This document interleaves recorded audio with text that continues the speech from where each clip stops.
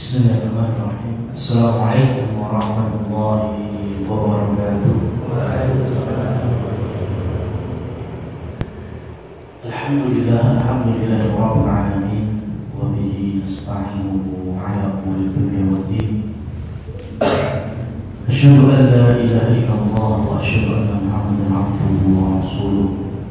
Allahumma shalli wa sallim ala nabiyyina Muhammad wa ba'du. Rekan-rekan sekalian yang dirahmati Allah, alhamdulillah pada pagi hari yang berbahagia ini kita kembali bisa berkumpul. Kita semangati diri dan juga rekan-rekan sekalian. Kita awali hari dengan mengingat Allah Subhanahu wa taala dalam rangka mendekatkan diri taqarrub, salah satunya dengan majelis ta'lim, di mana pada pagi hari ini kita akan kembali melanjutkan tazkiyatun nufus. Kita bersihkan hati, kita bersihkan jiwa dari kotoran-kotorannya,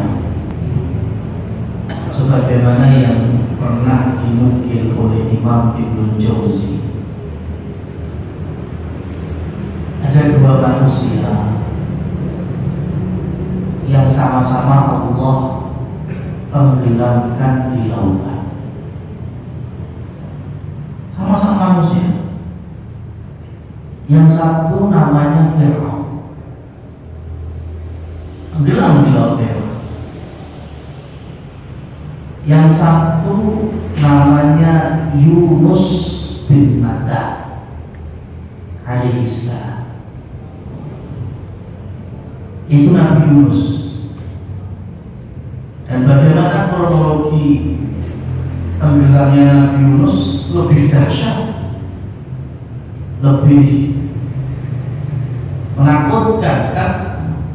Dari atas kapal dilempar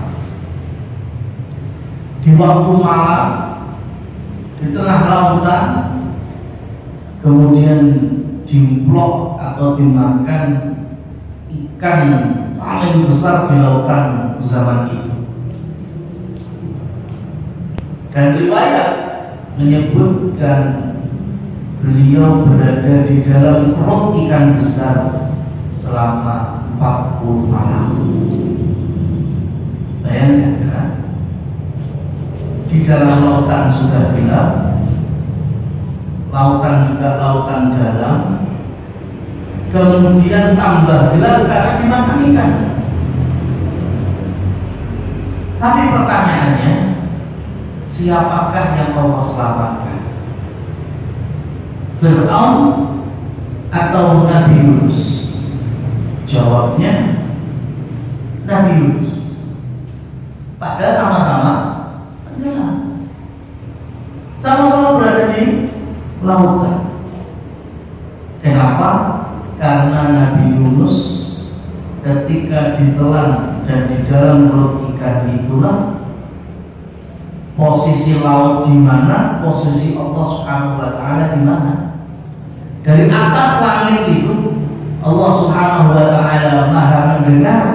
Ternyata jauh di kegelapan malam dan di kegelapan lautan Allah Maha mendengar. Ada hambanya yang senantiasa mengucapkan dzikir, melafalkan istighfar dan bermunajat, yaitu berdoa, la ilaha illa anta subhanak inni kuntu minadh dhalimin. Dan itu terus-menerus, la ilaha illa anta, tidak ada ilah, tidak ada sesembahan yang berhak disembah, berhak diibadahi, melainkan hanya dirimu ya Allah. Subhanak, maha suci engkau, inni kuntu minadh dhalimin, sesungguhnya aku ini termasuk dari ciptaanmu, dari manusia yang engkau lahirkan, engkau munculkan, dan dalam kondisi banyak dolimnya, banyak salahnya. Merendahkan diri di sisi Allah Subhanahu wa taala. mengagungkan asma-asma Allah, mengagungkan hakikat Allah, Maha Penolong, Maha Pengabul doa, Maha Penerima ampunan, maka ujung-ujungnya yang diselamatkan oleh Allah Subhanahu wa taala adalah Nabi Yunus. Fir'aun dan tetap mati tenggelam. Bahkan para ulama menyebutkan tenggelamnya Fir'aun di Laut Merah bagian dari azabnya ketika masih di dunia, sebelum Allah azab kekal di neraka selama-lamanya. Alasannya apa? Karena Fir'aun ingkar, karena Fir'aun tidak mau beriman kepada Allah dan Nabi Musa, ya, bahkan dengan sombongnya menyatakan ana rabbukumul a'la, akulah Tuhanmu yang maha tinggi. Baik, ya, kondisinya sama-sama punya masalah, sama-sama lagi ada musibah, tapi yang ditolong ternyata yang kembali kepada Allah Subhanahu wa taala. Maka dalam hidup di dunia sama, ya, tidak ada seorang pun dari kita yang tidak punya masalah, problematika kehidupan, baik secara pribadi, keluarga, ya, pekerjaan, sosial, macam-macam.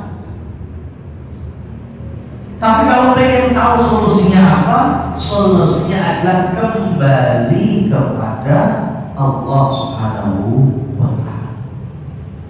Maka bagaimana kemudian ketika para ulama meringkas salah satu poin yang bisa menghidupkan hati sekaligus membawa solusi dari berbagai macam masalah adalah pertama al-istighfar dan kedua adalah doa. Yang mana dua-duanya ini sebetulnya sama. Intinya program kita untuk merendahkan diri di sisi Allah Subhanahu wa taala dan meyakini seyakin-yakinnya bahwa kemenangan, kesuksesan, kejayaan, kesehatan, kelapangan itu bagian dari anugerah Allah Subhanahu wa taala. Allah yang mengatur itu semuanya. Rekan-rekan sekalian yang dirahmati oleh Allah Subhanahu wa taala. Wa man ya'mal, kalau kita melihat di dalam Quran, ya, surat An-Nisa, Allah Subhanahu wa taala berfirman, "Wa may ya'mal su'an", siapa saja yang beramal buruk, aw yadhlim nafsahu, atau dia berlaku zalim terhadap diri sendiri, thumma yastaghfirullah yajidillah ghafurur rahim, kemudian dia bertobat kepada Allah, maka dia akan menemukan bahwa Allah itu Maha Pengampun. Yang penting tobat dulu, jangan aras-arasan untuk tobatnya. Tapi yang mati-mati juga, semua dosa berpotensi untuk Allah ampuni. Segede apapun kesalahan, sampai syirik besar pun, kemurtadan seorang muslim, kemudian murtad, kemudian bertobat dan bersyahadat lagi, itu pun ada potensi Allah ampuni. Orang-orang yang menyekutukan Allah, orang-orang yang menyembah Tuhan selain Allah, ya, ada potensi untuk Allah ampuni. Semua dosa, baik kecil, sedang maupun besar. Tapi jangan kemudian kita meremehkan istighfar. Bermudah-mudahan kemudian kita bermaksiat, alah tobat diampuni, ya, maksiat lagi, Karena bertobat diampuni berarti tidak paham makna istighfar, nggak bisa memahami dengan baik makna bertaubat. Yang namanya taubat itu sebagaimana kita jelaskan ada an-nadm, ada nadmun, penyesalan. Jenenge getun nyesel itu kan piye carane aja sampai bulan baleni. Itu jenenge getun. Tapi kalau kita kemudian bilangnya tobat, rasanya tobat, tapi kemudian maksiat berikutnya, berarti belum sampai makna yang hakiki berkaitan dengan tobat. Kemudian di sisi lain, baik Allah dan Rasulnya memberikan percontohan-percontohan dosa yang memang ada dampak. Ya, bisa jadi Allah ampuni, tapi karena buruknya perbuatan ini, jeleknya kemaksiatan yang kita lakukan, sehingga membawa dampak dunia. Ya, barangkali akhir Allah ampuni, barangkali Allah mengampuni ketika kita sudah bertobat untuk akhirat kita. Dunia Allah segerakan, Allah bikin supaya kita betul-betul menyesal. Contohnya adalah uququl walidain, itu dosa durhaka kepada orang tua. Ya, barangkali kehidupan kita susah, punya masalah buntet terus, gak ono plong-plong.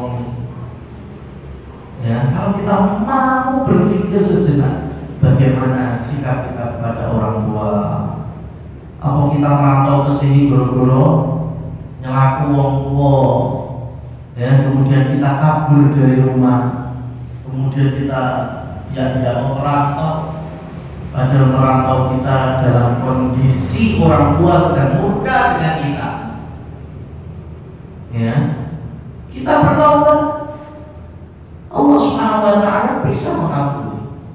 Tapi terkadang di dunia kita akan mendapatkan dampak dari kita durhaka kepada orang tua. Ya, yang paling kelihatan ketika kita sudah berkeluarga, punya keturunan, barangkali anak kita ketemu anak semua ya, yang gampang nyelaku wong kobar dan karena ada konsep sama tadi nubudan al jazaa min jinsil amal. Corong Jawa ya, nandur ya kuwi sing maneh. Ya, kalau kata pepatah Melayunya tebar tuai, yang menebar itulah dia yang menuai. Yang kedua, sebagaimana disebutkan di dalam Al-Quran, innahu sa'at masira, sesungguhnya perilaku tersebut adalah seburuk-buruknya jalan. Apa itu? Perzinahan. Ya, zina itu dosa besar, bahkan besar di mata syariat, besar di mata sosial, lingkungannya waras. Ya, lingkungannya waras, itu zina dosa besar, besar di mata syariat, perilaku yang menjijikkan di mata masyarakat. Tapi kalau ada pelaku perzinahan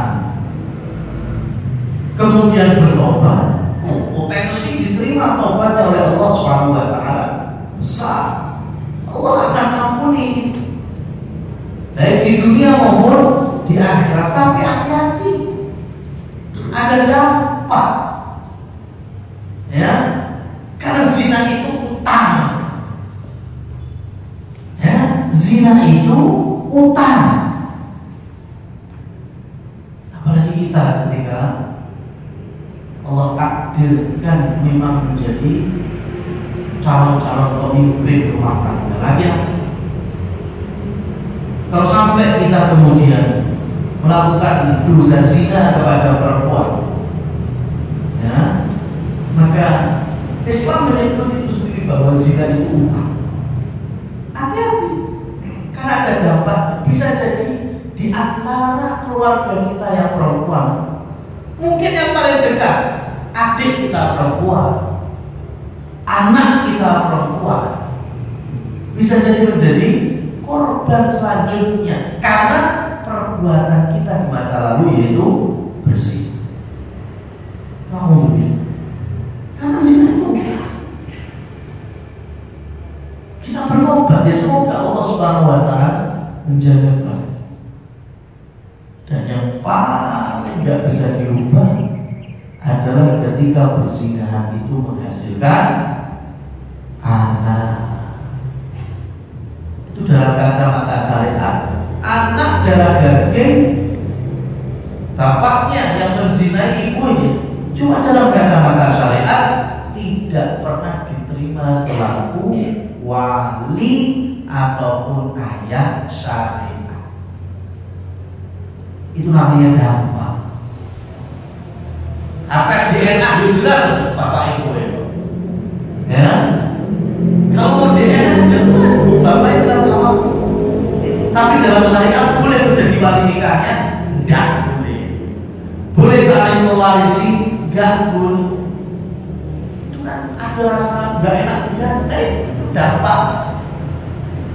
Ya, ada beberapa dosa yang ketika kita bertobat, dan harus bertobat, Allah ampuni.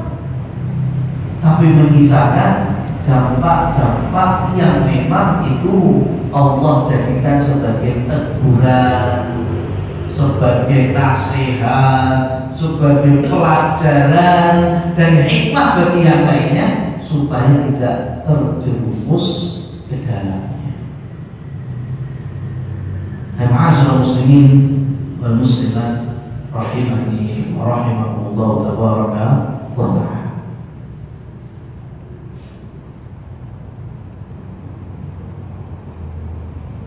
Dan banyak sekali para ulama yang membedakan lafaz dzikir dengan lafaz istighfar.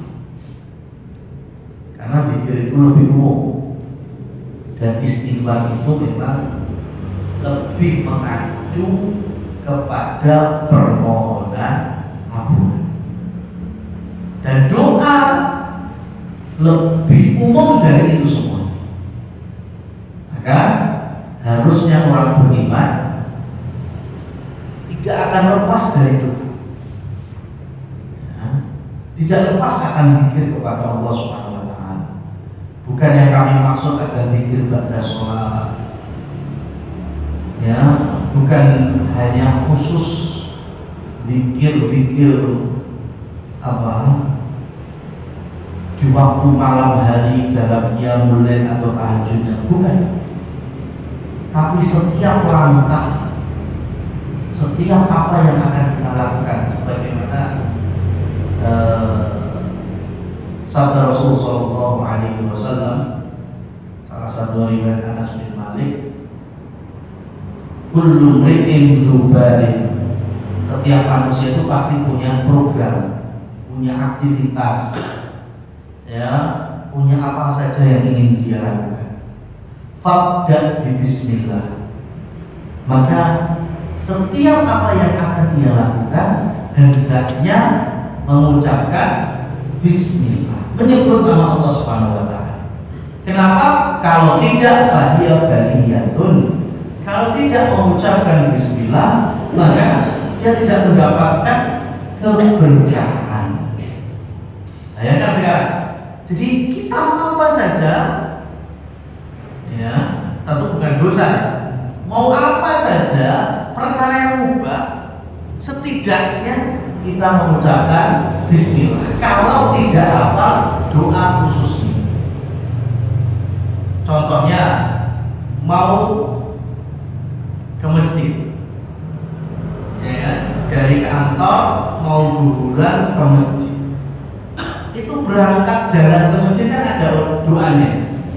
Ya, seperti Allahumma ja'alni nuran, ya, wa min fawqi nuran, wa min khalfi nuran, wa an yamini nuran, wa an shimali nuran.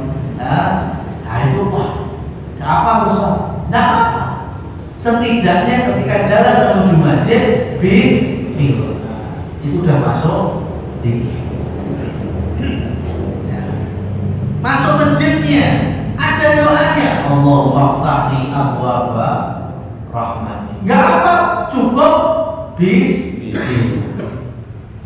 Keluar masjid juga ada doanya, masuk toilet ada doanya, keluar toilet ada doanya. Ya, tapi kalau kita tidak hafal, setidaknya paling simpel kita mulai dengan bismillah, kita tutup dengan hamdalah. Itu saja sudah bagian dari doa. Apalagi di tengah-tengahnya, kalau kita memang ada waktu-waktu luang, gunakan untuk istighfar. Dari kantor mulai ke sini, anggaplah 2 menit atau 3 menit. Itu kan kita mengucapkan astagfirullah, ya, astagfirullahaladzim, atau astagfirullah wa atubu ilaih. Ya, itu sudah bisa diunggah. Ya, maka ketika sebagian para ulama, di antaranya adalah Imam Hasan Al-Basri rahimahullah tabaraka wa ta'ala, apa kata beliau? Aktsiru minal istighfar, perbanyaklah kalian mengucapkan istighfar fi buyutikum, di rumah-rumah kalian. Ya, sambil apapun, yang penting bukan di tempat yang terlarang seperti di toilet. Wa ala mawaidikum, dan di tempat kalian sedang makan, di jamuan-jamuan, di meja makan, itu kita diminta untuk memperbanyak istighfar. Wa fi turukikum, dan di jalan-jalan kalian, sambil motoran, ya, sambil sepedaan. Wa fi aswaqikum, di pasar-pasar kalian. Wa fi majalisikum, dan di majlis-majlis kalian. Di tempat kerja kah, di masjid-masjid kah, wa ainama kuntum, dan dimanapun kalian berada, fa innakum ma tadruna mata tanzilul maghfirah, karena sesungguhnya kalian tidak akan pernah tahu kapan Allah turunkan ampunan. Bisa jadi ketika kita jalan, kita istighfar, di situ Allah berikan ampun. Persis seperti Rasulullah SAW menggambarkan makanan. Ketika kita makan, ya, Rasulullah SAW sampaikan di setiap makan yang orang beriman, muslimin dan muslimat, itu pasti ada keberkahan. Ya, pasti ada keberkahan. Dan cuma kita nggak tahu keberkahannya itu di sebelah mana. Ya, pemain piringan. Sekolibet ceritanya. Tapi keberkahan ini kalau neng kupon, apa neng sing putih-putih itu, ya, apa sing suiran ayam ini, ya, atau mungkin di sambal apa sayur katese, kita nggak pernah tahu. Makanya Rasulullah SAW meminta kita supaya makan sampai habis. Bisa jadi keberkahan itu ada di luqmatal akhirah, ada di, ya, upo-upo yang terakhir, atau di suapan-suapan yang terakhir. Tapi kita nggak boleh buang makanan. Ya, kita harus tahu porsi kita itu seperti apa. Ngambil dulu mungkin sak centok, lek di kilo memang sing luwih, nambahnya itu lebih baik, ya, daripada kita kalap manta cukup wakeh kunjung, ya, jebule lagi separuh. Nah, ini sekalian yang dirahmati oleh Allah Subhanahu wa taala. Maka sebetulnya kita ini lebih bersyukur dengan adat ketimuran yang sangat sinkron dengan dakwah Islam terkait dengan waktu, mencari keberkahannya, dididik generasi orang tua itu dengan anaknya makan rantai, kadang bisa naik barang, ya itu bagus sekali. Karena kalau kita melihat di tempat di mana pusatnya Islam seperti di Mekah, di Madinah, itu orang-orang, ya Allah, banyak sekali buang-buang makan. Ya. Bukan kemudian kita merendahkan tanah suci, yang tidak, tapi kita bilang manusia yang di atas. Banyak orang-orang Arab itu buang-buang makan, apalagi nasi, ya, apalagi nasi. Makanya kalau kita ke sana, kita pesan makanan itu kalau bisa makan nasi. Umpama memang gak kuat entek nih, karena porsinya masih porsi orang sana. Ya, kita masuk ke rumah makan Arab namanya, itu mesti lah kita pesan porsi untuk 2 orang tuh. Lawai dhewe ngomong wong loro ya mesti rantai. Ya, ngomong 4 lah. Wong 5 lah itu insyaallah. Kalau kita ngambil porsi orang 5 ya kudu wong 10 itu kalau orang-orang itu. Lah orang yakin kan? Tapi pesennya nasi. Kenapa? Karena umpama gak entek, orang-orang gak bakal kesini. Ya. Tapi kalau kita pesen roti, gak entek, itu persepsi. Ya. Kok iso? Karena mereka meyakini bahan pokoknya adalah roti, bukan nasi. Ya, jadi nasi gak konten, gak tersinggung. Ya, seperti kita, akhirnya anak mau sego dibuat, wow, si gue ya marah-marah seperti orang. Kalau pesen roti kok enggak dihabiskan, bisa tersinggung. Ini kulturnya. Nah, rekan-rekan sekalian yang dirahmati Allah Subhanahu wa taala, kita enggak bakal tahu keberkahan itu ada di sebelah mana. Bisa jadi di suatu tempat. Begitu juga istighfar kita. Maka selagi kita punya greget untuk istighfar, silakan. Mau laki mau perempuan, dimanapun perbanyak istighfar. Astagfirullah, itu yang paling ringkas.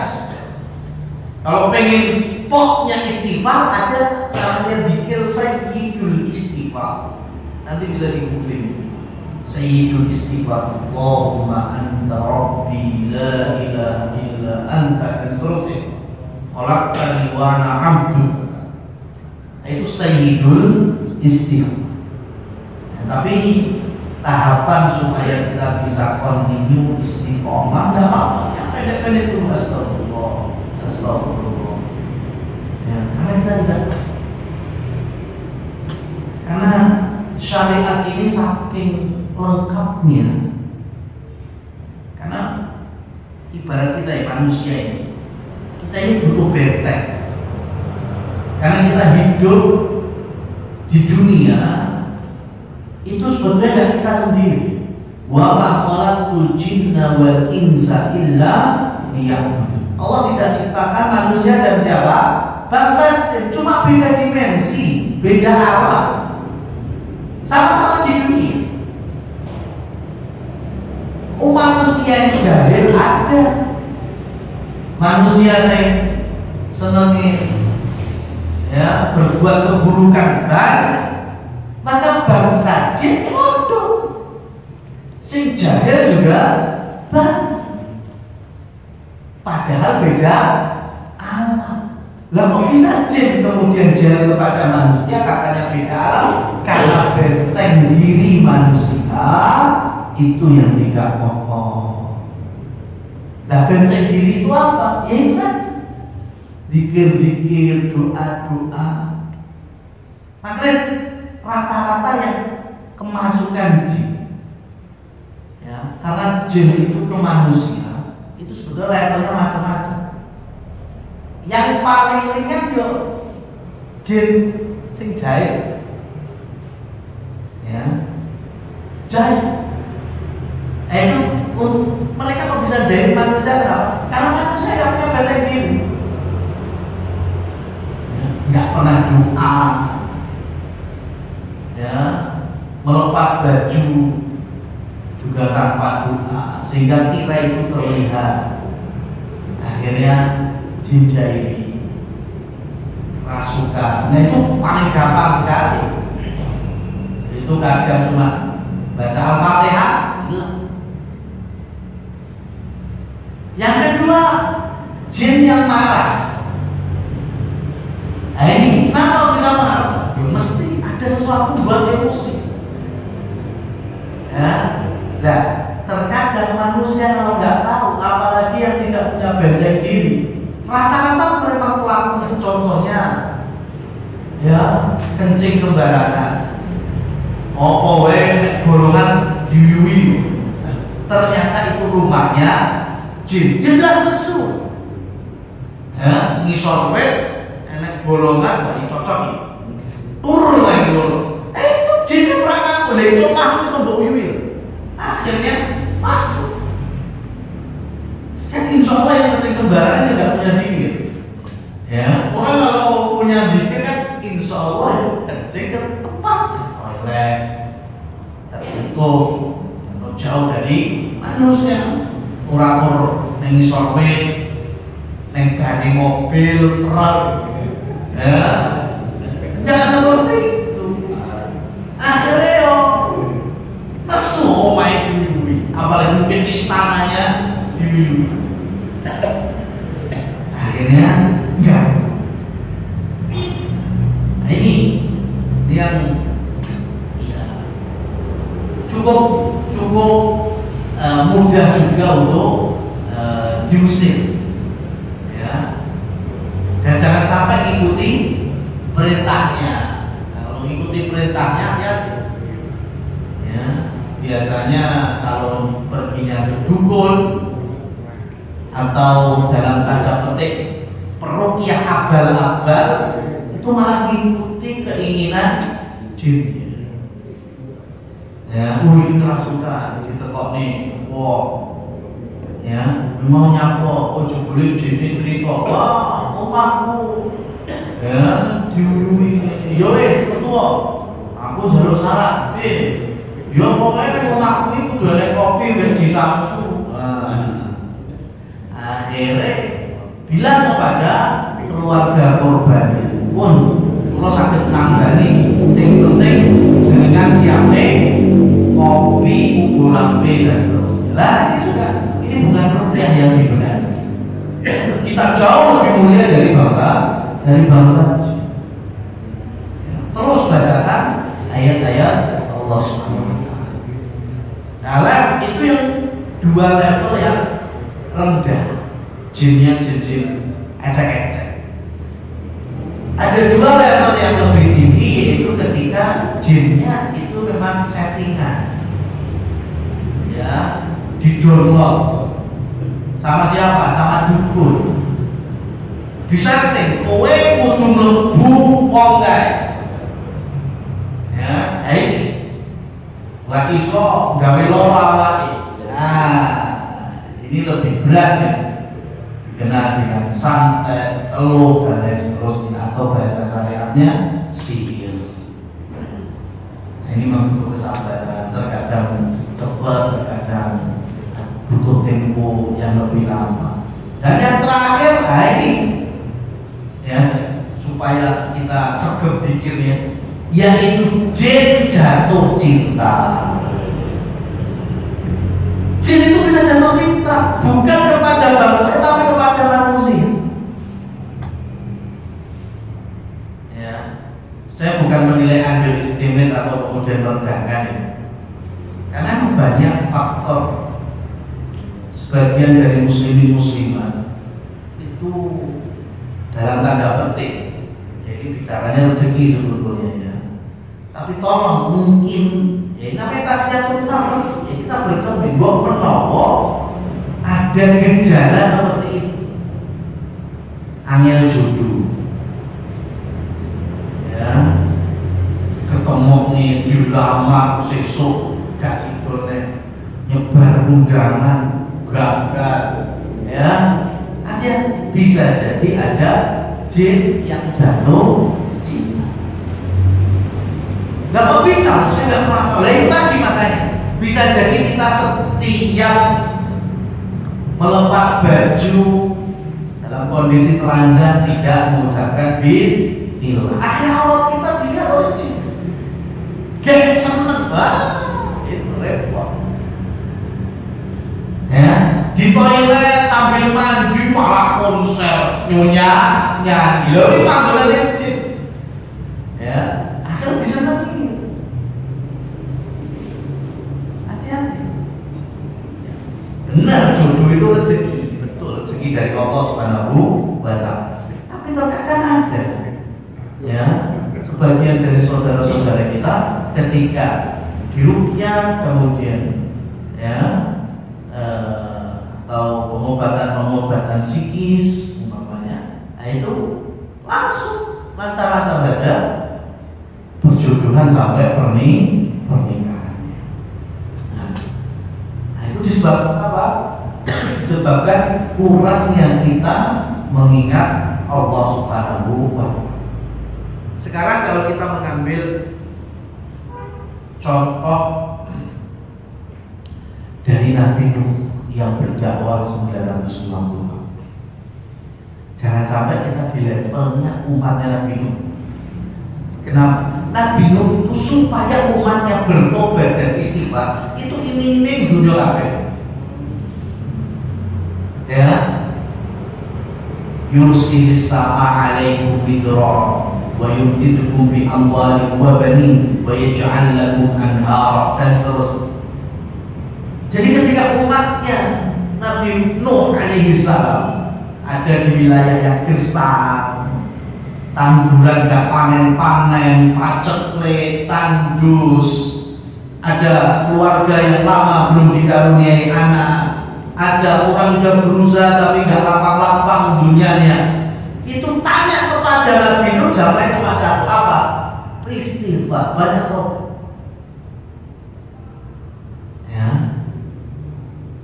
Nah, maka kita memotivasinya adalah istighfar kita betul-betul ibadah, mohon ampun kepada Allah Subhanahu wa Ta'ala. Kalau ternyata dari istighfar kita Allah berikan bonus. Bonusnya apa? Lapangan jiwa, kelapangan hidup, ya, kemudian rezeki sing gangsa, urusan yang dipermudah, itu semuanya adalah bonus. Semuanya itu adalah bonus. Yang penting kita istiqomah, istighfar kepada Allah Subhanahu wa Ta'ala. Gitu aja. Nah, berikutnya ketika kita sudah tahu ya kapanpun kita beristighfar, karena kita tidak tahu Allah Subhanahu wa Ta'ala turunkan istighfar dan ampunan dan maghfirahnya di saat kita ngapain dan sedang melakukan. Yang tidak kalah pentingnya adalah waktu ketika kita berdoa ataupun beristighfar.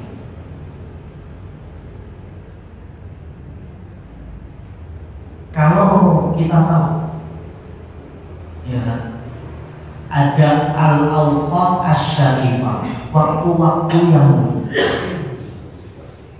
yang sangat berpotensi. Ada tempat, ada waktu.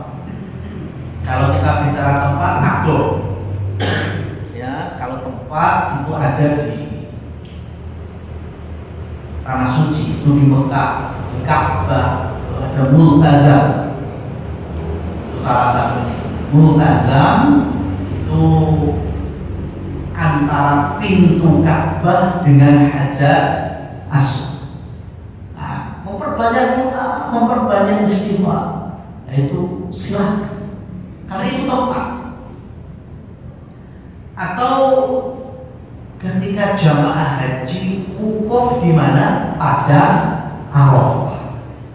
Itu tempat. Nah, kalau tempat tidak semua kita mampu dan dimudahkan menuju ke sana. Ya, kita sekarang bicaranya waktu.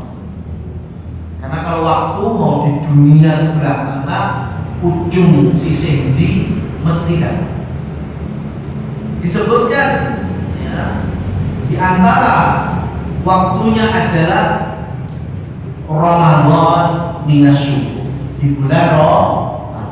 Selama bulan Ramadan ya, bulan Ramadan adalah menumpuk hal-hal yang sia-sia ya. Ramadan bukan difungsikan untuk banyak istighfar, banyak doa, tapi malah banyak amalan-amalan yang sia-sia. Wa yaumul jumu'ah, hari Jumat, mulai dari malamnya sampai sorenya.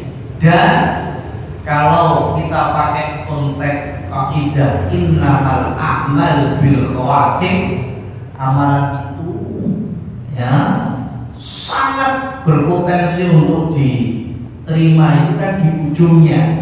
Maka mulai ba'da asar sampai menjelang maghrib hari Jumat itu fungsinya memperbanyak doa.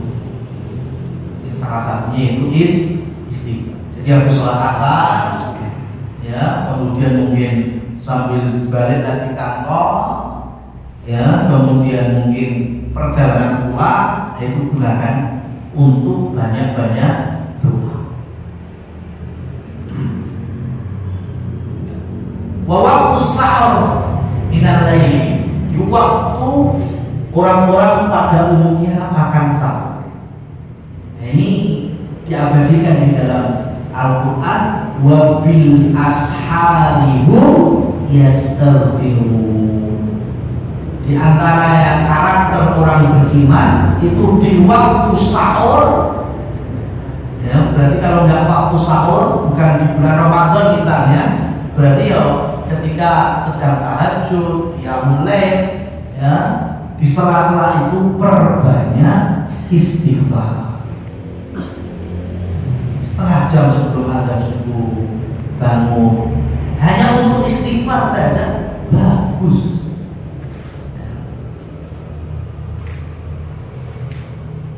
Wa yahtanim al-ahwal asy-syarifah kanuzulil maqam. Ya, kita diminta dan didorong supaya memperbanyak doa dan istighfar.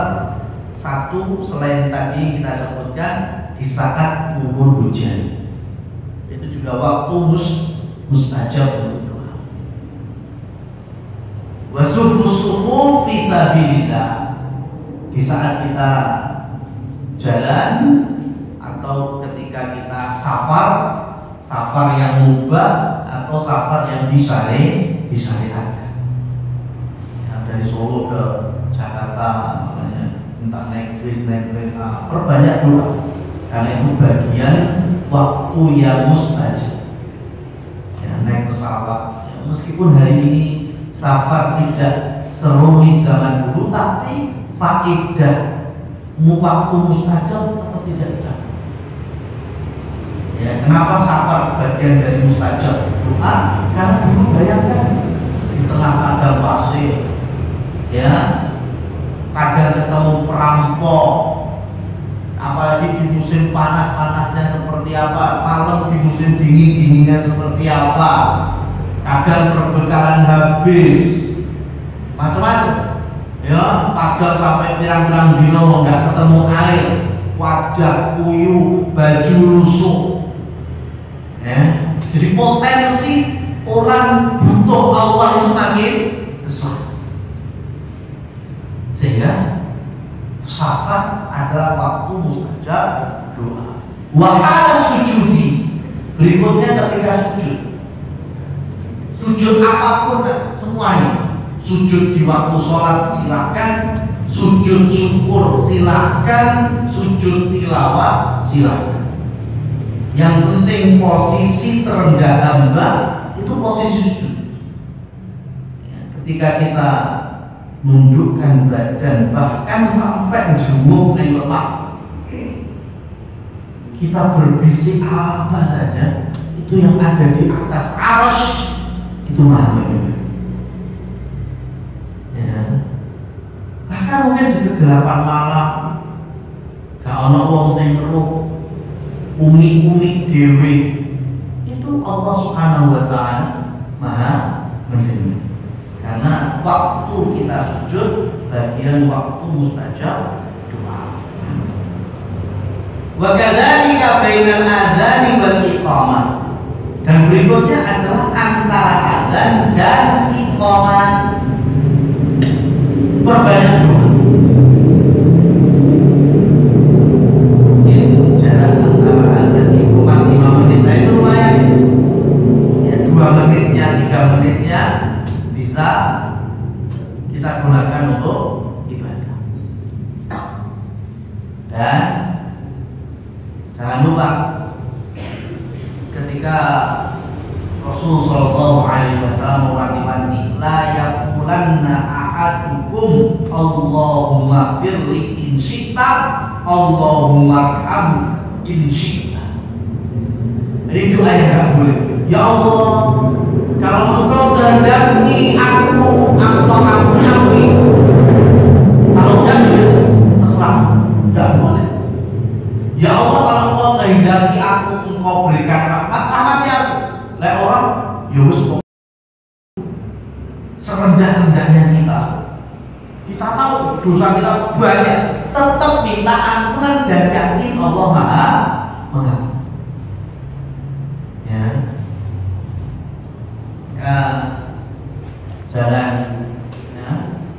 Jangan seperti qasidah yang masyhur. Qasidah yang masyhur yang penulisnya, penciptanya sebelum matinya itu ada tulisan di bab bantalnya, bertobat akan hal itu. Istrinya ketika baca, dia yakin Allah Maha Pengampun dari semua dosa-dosanya meskipun banyak. Siapa? Abu Nuwas. Ketika salah satu bait qasidahnya sampai di Indonesia masyhur sekali. Ilahi, Allah, lastu firdausi. Itu nek digawe sentilan Mas. Ilahi lastu firdausi a'la wala aqwa 'alan naril jahim. Ya Allah, aku ini bukan hambamu yang patut jadi ahli surga, tapi kalau masuk neraka juga nggak kuat siksaannya. Lo terus pilih. Ya ada neraka, ada cuma surga sama neraka. Maka di akhir hayatnya Abu Nuwas bertobat dari. Tapi orang kalau nggak tahu malah sing ditobati, diwaca meh ganti. Itu Abu Nuwas saja merasa salah ketika tidak punya husnudzon dengan Allah. Kita harus sebanyak-banyak dosa kita mohon kepada Allah supaya dimasukkan ke dalam surga. Oh, jenenge kita masuk surga berarti yo mesti pantes. Masih pantes.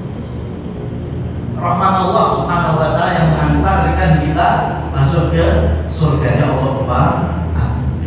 Maka di dalam doa juga kita dilarang untuk mengatakan ya Allah terserah mbok ampuni. Ora yo wis penting kehendakmu. Tetap ya Allah ampuni aku. Ya Allah rahmati aku. Kemudian yang berikutnya juga wala mujalan. Bahasa kita gawe kemrungsungi ijabah. Ya Allah perasaan non sasi dulu kok ya kabul-kabul. Nah, ini kan ya, lafal dan makna yang senada dengan pernyataan tadi nggak boleh. Ya Allah 10 tahun ya Allah ndonga ini ngosok ya ora sing wujud nggak boleh. Kita ini sholat sabar, puasa sabar, apapun sabar, ibadah semuanya itu di atas kesabaran, termasuk doa. Doa itu juga wajib untuk kita sabar dan tidak ada ruginya doa. Kita doa apa? Berduduk langsung. Wah itu masya Allah, mesti senang tuh. Tapi sesuatu kan aku mungkin doa nih. Ya, Allah tahu ya. Jadi kita tak apa sebenarnya tak kabulin sadeng saja adalah sekali raduan. Makanya kemudian doa bisa yang Allah kabulkan tapi ada jarak temponya. Jadi biar panjang doanya. Jaluk saiki tahun akhir dipenuhi. Jaluk saiki 5 tahun kas tadi diwenehi. Nah, itu kalau dikabulkan di dunia. Yang ketiga, Allah tidak kabulkan doa-doa kita, Allah tidak kabulkan di dunia. Tapi masuk kategori ketiga, Allah simpan untuk di akhirat. Boleh ketika ditimbang amal kabul biar kebaikan. Surga itu level yang dulu. Padahal perasaanku yo wajib toh. Sholat wajib, puasa wajib. Jebule kemudian ketika dibuka amalan doa yang mungkin ya seumur hidup kita, ketika hidup 70 tahun, 20 tahun, 100 tahun, jebule Allah tidak kabulkan di dunia, tapi menjadi simpanan timbangan amal kebaikan di akhirat. Juga supaya kita tetap berdoa. Dan yang keempat, Allah bentukkan dengan model-model yang lain. Ya, model-model yang lain adalah kita doa, minta rezeki, dilapangkan rezeki. Perasaan rekening nambah-nambah, tapi kita nggak tahu itu. Ya, jebule selama mulai doa sampai 20 tahun mencret nanti badan fit, bagas waras, sehat walafiat, itu kan juga rezeki. Ya, kita mau rezeki, bayangan kita ya hormatnya jebule anak sehat-sehat kabeh, orang nate mondok itu juga rezeki. Dan bentuk lain berikutnya adalah Allah kabulkan doa kita untuk menyelamatkan kita dari takdir-takdir buruk. Ya, naik motor, tabrakan, terus, ya, motoris, orang bentuk motor, tapi kita tato wewa. Nah, dipikir, motornya mau kayak, tapi tato aja enggak. Itu bisa jadi doa kita Allah kabulkan dalam bentuk perlindungan. Kumpul bareng, kecelakaan, kita termasuk yang selamat. Itu bisa jadi ya doa kita Allah kabulkan dalam bentuk perlindungan. Wallahu a'lam bishawab. Demikian yang bisa kita sampaikan untuk tema istighfar dan doa. Kita lanjutkan di pertemuan berikutnya, ya. Dan kita cukupkan saja, ya.